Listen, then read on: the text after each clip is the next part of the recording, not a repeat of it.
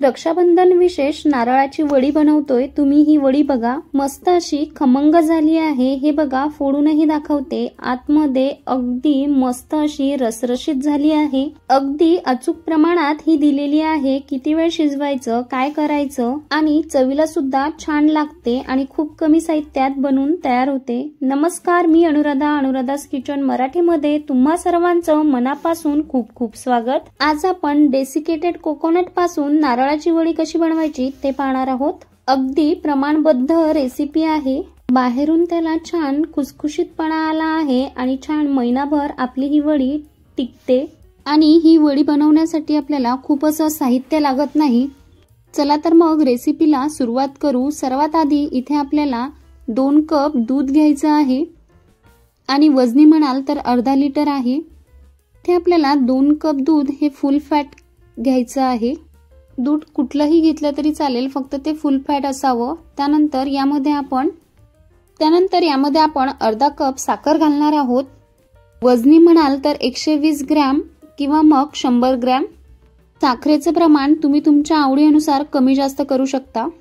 त्यानंतर आपल्याला हे दूध सारखं असं हलवत राहायचं आहे जोपर्यंत आपल्या दुधाला अशी उकळी येत नाही तोपर्यंत। दुधाला छान खळखळून उकळी आली की यामध्ये आपण 1 कप डेसिकेटेड कोकोनट टाकणार आहोत। वजनी म्हणाल तर हे 150 ग्रॅम आहे।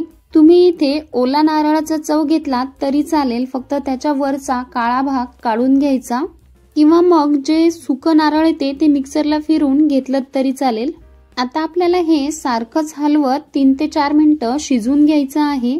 पण हे शिजवताना आपल्याला एक काळजी घ्यायची आहे, हे सारखंच हलवत राहायचं आहे, नाही तर हे खालून जळू शकते। आता हे शिजवताना आपल्याला 3 मिनिटं झाले आहेत। 3 मिनिटांनंतर आपण यामध्ये पाव कप फ्रेश क्रीम किंवा घरच्या दुधावरची साय घातली तरी चालेल। मी घरची साय घातली आहे। इथे फ्रेश क्रीम घेतली तरी चालेल। आता हे छान यामध्ये मिक्स करून घेणार आहे, कारण याने आपल्या बर्फीला छान टेस्ट येते। त्यानंतर तुम्हाला जर हवं असेल तर तुम्ही इथे तूप सुद्धा घालू शकता मलाईच्या ऐवजी। तूपही घालायचं नसेल तर तुम्ही इथे 3 ते 4 चमचे मिल्क पावडर वापरू शकता। त्याने सुद्धा आपल्या मलाई बर्फीची टेस्ट छान येते। आता 5 मिनिटांनंतर हे असं छान घट्टसर झालं आहे।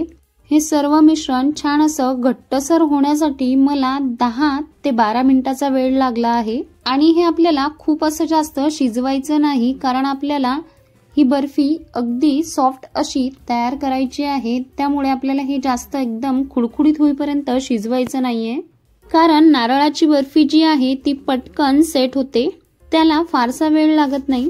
कारण याचं जे एक्स्ट्राचं पाणी आहे ते डेसिकेटेड कोकोनट आधीच पूर्ण सोक करून घेतं किंवा शोषून घेतं। पण तुम्ही जर ओल्या नारळाचा चव वापरत असाल तर तुम्हाला ते जास्त वेळ शिजवून घ्यावं लागेल, कारण नारळ आधीच ओलं असतं, त्यामुळे ते सेट व्हायला वेळ लागतो, म्हणून ते थोडं जास्त वेळ तुम्हाला शिजवावं लागतं। आता इथे आपलं हे बर्फीसाठीचं मिश्रण तयार झालं की नाही पाहण्यासाठी प्लेटमध्ये मी थोडंसं काढून घेतलं आणि हलकंसं थंड झालं की ते आपण चेक करू।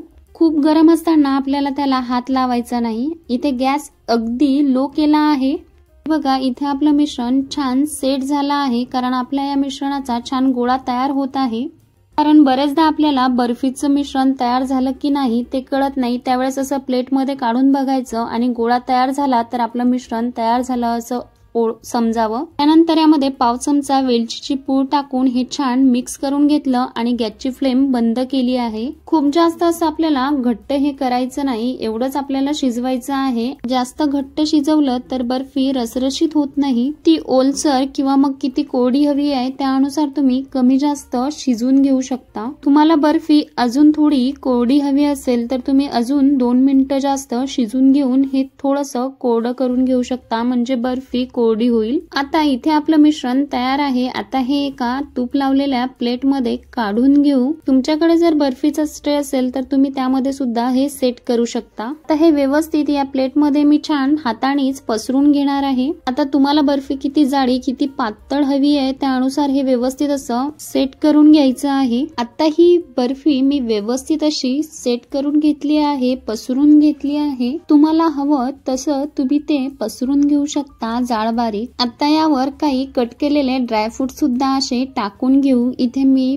बदाम, काजू आणि पिस्त्याचे काप टाकून घेतले आहेत आणि पुन्हा हे हाताने एक वेळ थोडेसे प्रेस करून घेतले म्हणजे ते व्यवस्थित आपल्या बर्फीला चिकटले जातील। आता ही बर्फी सेट होण्यासाठी कमीत कमी 2 ते 3 तासाचा वेळ लागतो। आता हे 2 तास मी सेट होण्यासाठी ठेवून देणार आहे, कारण बर्फी आपल्याला इथे सॉफ्ट ठेवायची आहे, त्यामुळे 2-3 घंटे ठेवायचे आहेत, कारण बर्फी सॉफ्ट आहे। आता 2 तासानंतर तुम्हाला मी ही बर्फी दाखवते आहे। बर्फी अगदी आपली सेट झाली आहे आणि खूप अशी सॉफ्ट नरम आहे।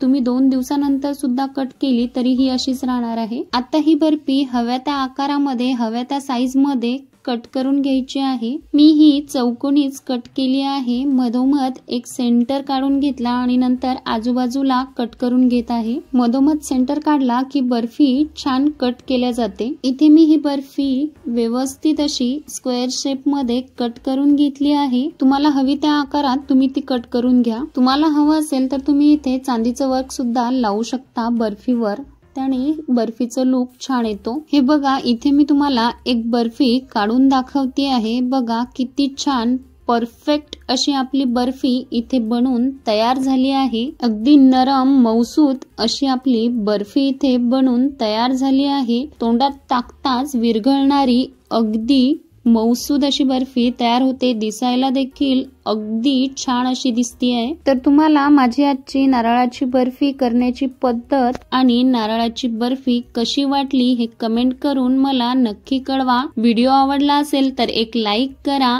आणि तुमच्या मित्र परिवारासह शेअर करा। पुन्हा भेटू अशाच मस्त आणि छान छान रेसिपीसह। तोपर्यंत धन्यवाद।